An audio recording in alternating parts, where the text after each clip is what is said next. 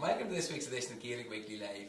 Tonight we're joined by two special guests. We have Micheal Briody, returning from the CPA, and we have down full forward in Star 2017, Conor Harrison. As always, I'm joined by Marty, Barry, Jib, and Micheal. Rory.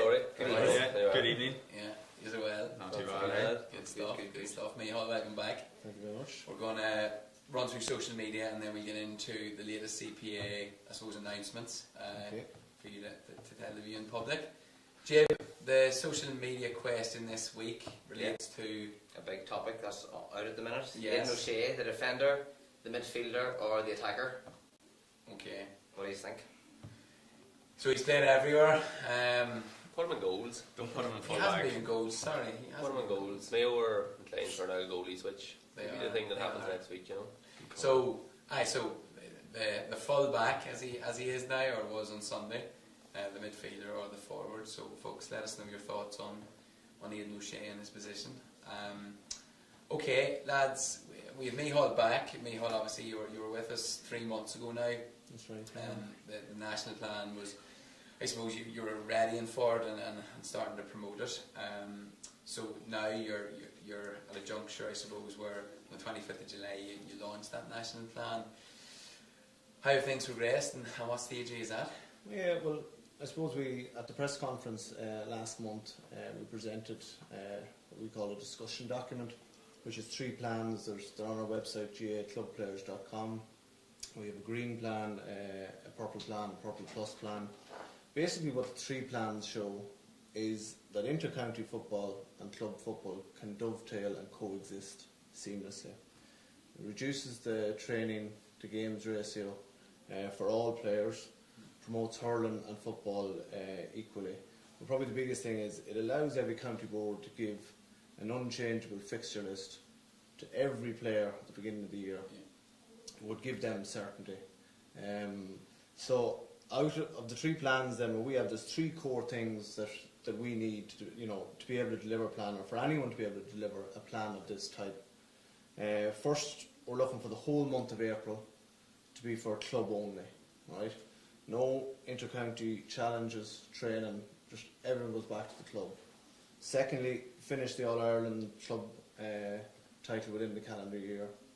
And thirdly then, everyone in the month of December off, right, for downtime, inter-county and club players. So when you talk about a calendar year and talk about having April off, the like of your FBD leagues, your McKenna Cups, moving on to your National League and the Championship, are they going in your plan? Would they be in different months as to they are now? They wouldn't be. Some of them wouldn't be in our plan. Like Okay. so you have to have something has to be sacrificed. Yeah. And certainly the pre-seasons there, they could be done in very early January, in the first 2 weeks of January. It's up, but I mean, I even seen motions there this week that where the Croke Park is looking to push them back as well, because with Super 8s coming in next year, the whole thing has to tighten up anyway. And I suppose on a mention of that with the Super 8s, we've seen the plans the last day, and I think most of us were impressed with the idea of the structure to it. But with the Super 8s coming into effect, do you not think the GAA have planned ahead for that and pushing past that is going to be tough? Well, they haven't planned for it. I suppose that's the other thing that we've really called out is like, are they working to a master plan, right? Because we have the special congress coming up next month, because they forgot about hurling at the last congress, and we have a few, with the proposals coming through on hurling, and now they're trying to sort of put in a few motions to help clubs as well. We've got sight of them this week as well. They're absolutely pathetic, right? And they're condescending to clubs, like on what they're doing.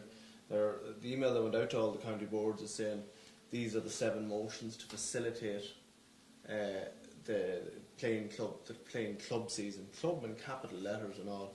Like, we'll put them up there this week. Like, there are only county boards that have seen them at this stage. Okay.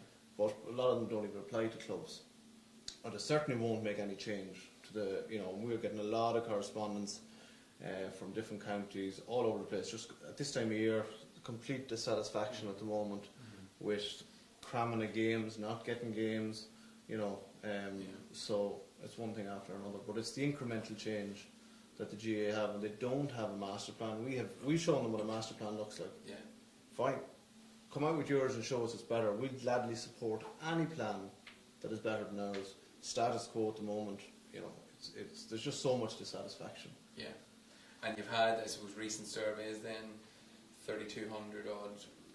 Yeah, we did that one. Voting. Yeah, we did that one last week. We got the results back last week, and the two big statistics we would say out of it.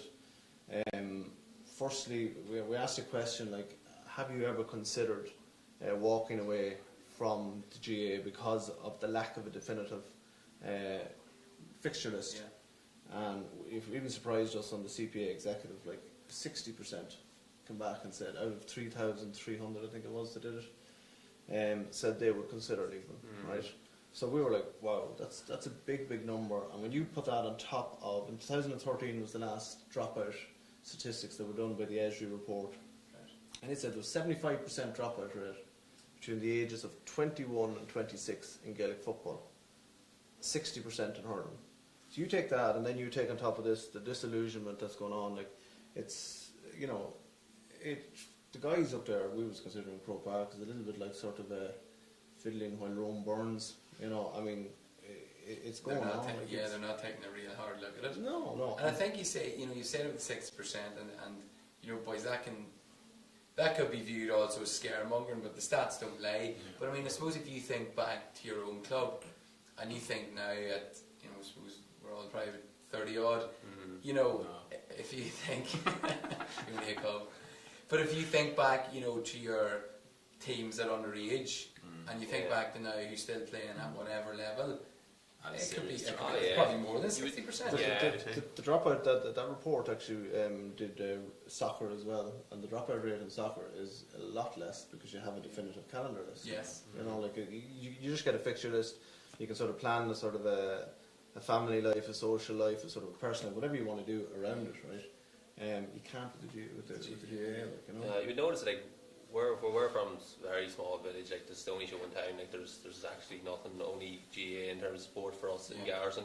But even among our small group of friends, like there have been boys who would have dropped off, and boys who drop off for a year maybe and come back to it and go for another year. And you know, lads who are kind of non-committal for most of the season and that there, because people have lives and people are working away, and it's so tough. Like, and you can see, like you're kind of looking at lads now. For a long time, I was kind of considered like, why would you not just come out? And then you're looking at the boys now, and you're thinking, well, they have a life. Like they've got a lot of things going on, rather than hounding people to get them to come to a training pitch 3 days a week for no matches for the main part of the year. Like, you know, like the way you were saying there, like with a lot of the games, even with a small county like ours, it's feast or famine. Yeah. Either too many games in the small space of time, or you have no games within the we're getting emails there last week, especially a lot coming from Down, County Down, and saying that there was a championship, first round of the championship is drawn, and then on the first round of the championship is finished, and the second round is drawn on the Monday, and they're told to go out on the Thursday night, and lads having to try and schedule off work. I'm going to say, are you serious? Is that really happening? Well, we might actually, and we'll get Connor's view on that later, and I suppose, you know, we look at a neighbour of ours in Cavan, and I think the way they're running their championship similar this year is, you know, after the weekend's results, we talked about this a couple of weeks ago, they're drawing out who you play the following week. So, you know, and Cavan's a big county, so it's crazy stuff. No, and there's just a lot of unrest there. And I suppose the other key point in the survey was, we asked, you know, do they think that we have gone through the whole sort of democratic system of the GAA. We've gone, everything we have done, we've gone up through the various sort of levels that we've had to go on. We've just asked them, says, you know, do we think now, with a certain lack of progress or a certain lack of action from Croke Park, should we escalate things? 95% come back and says yes. Right. And we got 246 suggestions on what we should do. And some of them wouldn't be for this side of the water. Okay, so just I suppose before we finish up and ask you what's next, and you know the definitive action that you plan to carry out in relation to the calendar itself, you're talking about having the month of April no county football, for example, but we compare it to soccer and GAA or soccer and rugby as we've talked about. Are you suggesting that it's every Sunday, that it's every Saturday evening, or do days of the week come into it as regards planning? On the club? On the club side. We have to let every county board would have to put in, there's different amount of teams, there's dual counties, I mean, you can't dictate one system fits 32 counties. Yeah. I mean, we certainly wouldn't be promoting that championship would be played in April, whereby a team could be out of the championship in April and have no championship football in summer. But some counties could start their championship, especially the dual counties that would need to run it off. You would have a chance maybe to run two rounds, but getting a whole round of league, a couple of rounds of leagues as well. Because a lot of the times too, like, you know, some counties will start games, some don't. Yes. You know. Okay. So, I suppose to finish off, what is next for the CPA, and how confident are you that your plan of action will? Oh, I suppose the next thing up is there's a motion passed by Wexford County Board unanimously to carry that month of April as a club only month, right? So that passed unanimously. So that now goes to Central Council at the end of the September meeting of Central Council, where we've basically written to every county board, and we're going to sort of get all our sort of county coordinators as well to contact the county secretary and say, look, can you support that motion to get through, and basically for them to see the benefit of it, right? Right. That's our next step, and obviously we're going to sort of highlight a lot of the special congress, like what's going on. We've discovered another thing this week, which is ahead of special congress, there's pre-congress meetings for all 4 provinces, whereby 5 delegates from each county board is invited into a pre-congress meeting. The one for Ulster is in Monaghan, I think at the beginning of September, and they will be shown these 7 motions, and then that will be say, well, look, explain to them what to vote for. Now, at the same time, you will have the senior officials in Croke Park saying that it is the most democratic organisation, because the club, you can put any motion through your club, but it can get right up to the Congress floor. You can get to the Congress floor, all right, but if it doesn't get to the pre-Congress meetings where you get special lobbying, it won't get through. So unless it comes from Central Council, it doesn't. But I mean, it's time. It's time this was exposed. It's time this was kind of said, look, lads, this is the democracy that we're trying to work with. This is the constant incremental change that has given us this sort of pile of puke called national fixture plan, which is really what it is. Who's taking the pre-congress meetings then? Is it the lads from Croke Park or Croke Park? Yeah. Or bringing everyone in and just saying, buttering them up, this is what we want you to vote for? Yeah. Similar to Super 8s, there was a roadshow like that as well. It can be very hard for county boards who are waiting on money for a centre of excellence or something like that. Not suggesting that there's anything like that, but this is. But I suppose that is worrying. But if you tell yourself you have a democratic organisation often enough, you probably will start to believe it. Maybe. Well, look, we'll keep an eye out, and we'll obviously be promoting it, the CPA on the site. I know what we've talked about tonight, that you're going to put it on your website as well, so viewers can catch up. The other thing then too, if we have a portal on a feature on the website now as well, where you can just put in if you have fixture problems, right? Just log them on, and we can kind of show them, because it was said to us at one of the meetings, to myself and Liam Griffin above at a meeting, and Derek Kavanagh from Cork, and the senior official of Croke Park says, we're not seeing any evidence of this sort of club chaos. We had 5 games in 9 days there. That's right. Yeah, but see, we're the worst. We talked about it that night on the show. It was Christy Micheal was in. It was just kind of, should we just talk it? We took it on the chain link and just play it, and then throw a junior game in the middle of it as well. Yeah, so you've players need to act. The players need to kind of say, well, look, enough is enough. Because how are they saying that, Marty? What they're doing is, next year they're walking away or just not coming back. And the game, the games are brilliant. And they just deserve a definitive fixture list. Yeah, Okay, well look, I say we keep promoting the CPA. Wish you the best luck with everything. We've seen the plan. We think it's a good motion. So we wish you all the best, Micheal. Okay. Yeah, just on that, Micheal, we have a bit of a controversial question coming in. You're under the pressure, Micheal. You answered well. It's from Patrick Neelis. He thinks the CPA is all about money. He said the GPA did the same, all about county players. Now they're getting a fortune of sponsorship and other money. CPA are trying the same thing just so they can get big money out of it and jobs. There's no jobs at all. There's no money. We're not interested in money at all. Patrick sent me off. He's a referee from County Meath. He sent me off a couple of times. He gave me a 3-month suspension at one stage as well. So how are you, Patrick? Even let us say any more comments, or should we avoid them?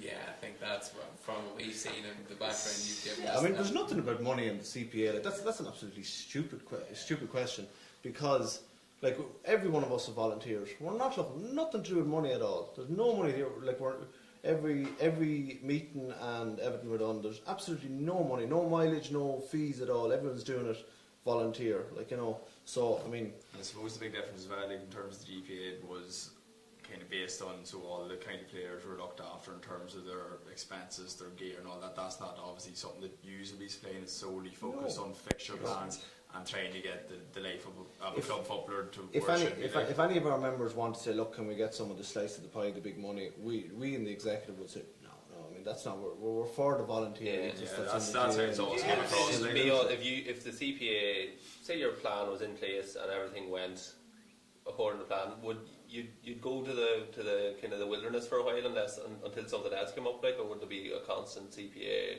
presence there, would you think, from here? Do you mean if we got our plans delivered? Yeah, if you got your plans delivered.